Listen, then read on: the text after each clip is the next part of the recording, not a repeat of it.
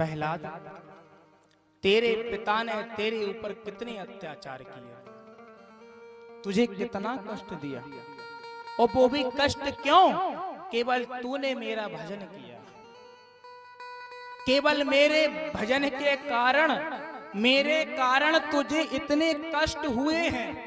खाना नहीं मिला, पहाड़ों से गिराया गया, नदी में कुदाया गया, अग्नि में जलाया गया, सर्पों से कटवाया गया, केवल बेटा मेरे कारण। बेटा, मैं हाथ जोड़कर तुझसे प्रार्थना करता हूं, हाथ जोड़कर तुझसे क्षमा मांगता हूं। यदि तेरे कहने में और मेरे आने में, तेरे कहने पर और मेरे यदि आने में थोड़ा भी विलंब हुआ है, तो बेटा मैं तुझसे हाथ जोड़कर तुझसे बार बार क्षमा मांगता हूं, बार बार क्षमा मांगता हूं। प्रहलाद के नेत्रों से आंसू गिरने लगे। प्रभु, इस दास पर इतनी कृपा आपने की है, कम से कम इस प्रहलाद के कहने पर आप खंबे से प्रकट हो गए हो। अरे प्रभु, क्षमा तो हमें आपसे मांगनी चाहिए, और प्रभु आप हमसे क्षमा मांग रहे हैं।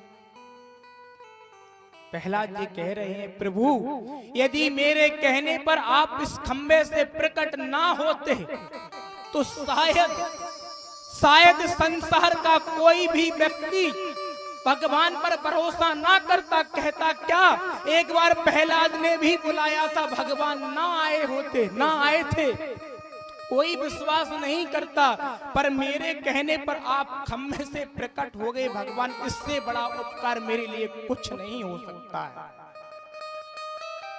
कुछ नहीं हो सकता। इसलिए प्रभु आप क्षमा तो मुझे आपसे मांगनी चाहिए कि इस दास पर आपने इतनी कृपा की, इतनी करुणा बरसाई। आज इस दास की आपने बात को रख लिया प्रभु, इसलिए आप क्षमा ना मांगिए, नहीं तो मुझे नरक में भी जगह नहीं मिलेगी। भगवान ने कहा, बेटा मांग लो, क्या मांगना चाहे तो। कष्ट तो तुम्हें बहुत हुआ, बहुत कष्ट दिए तेरे पिता ने, मांग लो, क्या मांगना चाहते हो। प्रहलाद ने कहा, प्रभु हमें कुछ नहीं चाहिए।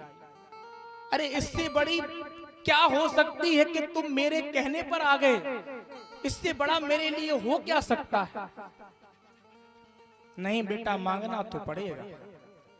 तब प्रहलाद ने संकोच करते करते एक ही बात कही, प्रभु यदि मेरी भक्ति से, मेरे किसी भी पूजा कर्म पाठ से यदि आप थोड़े भी प्रसन्न हुए तो एक ही वरदान दे दो कि मेरे पिता को सदगति प्रदान कर दो।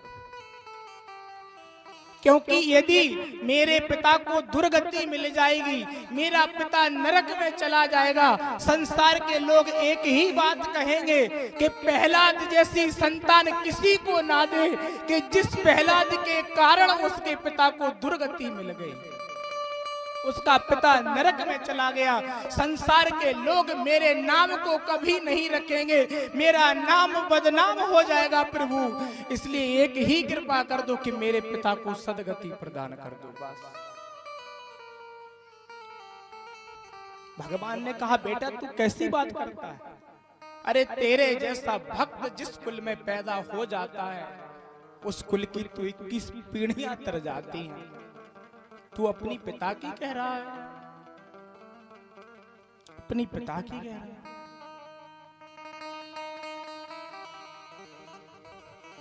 जिस कुल में एक भगवान का भक्त पैदा हो जाता है।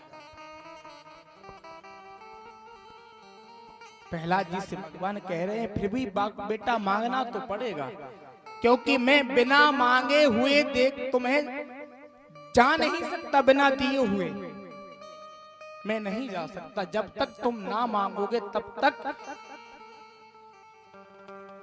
मैं जाने वाला नहीं हूं। तब प्रहलाद जी ने बार बार भगवान के कहे हुए अनुसार कहा कि प्रभु देना ही चाहते हो तो एक ही वरदान दे दो।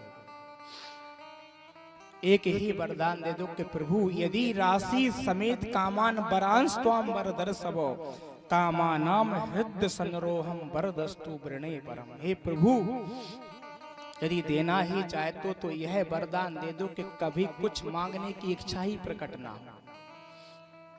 कभी प्रकट ना हो, क्योंकि ये मन है। आज एक चीज मांग लेगा तो कल दूसरी चीज मांगने के लिए तैयार हो जाएगा, परसों तीसरी, क्योंकि कभी आदमी की इच्छाएं कभी पूर्ण नहीं होती हैं। इसलिए यही वरदान दे दो प्रभु कि कभी कुछ मांगने की इच्छा ही प्रकट ना हो, इच्छा ही प्रकट ना हो। भगवान तो बिना दिए हुए जा ही नहीं सकते थे। भगवान ने प्रहलाद जी को एक मनवंतर तक राज्य करने का आदेश दिया कि बेटा राज्य करो, इसके बाद मैं तुम्हें खुद अपना निज स्थान प्रदान करूंगा।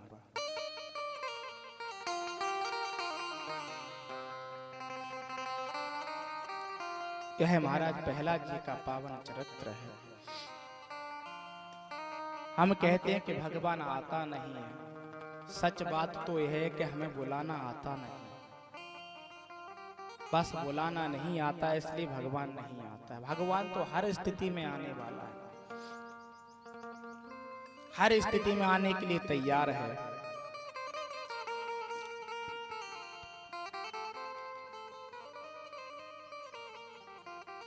जिस भजन में राम का नाम ना हो, उस भजन को गाना ना चाहिए।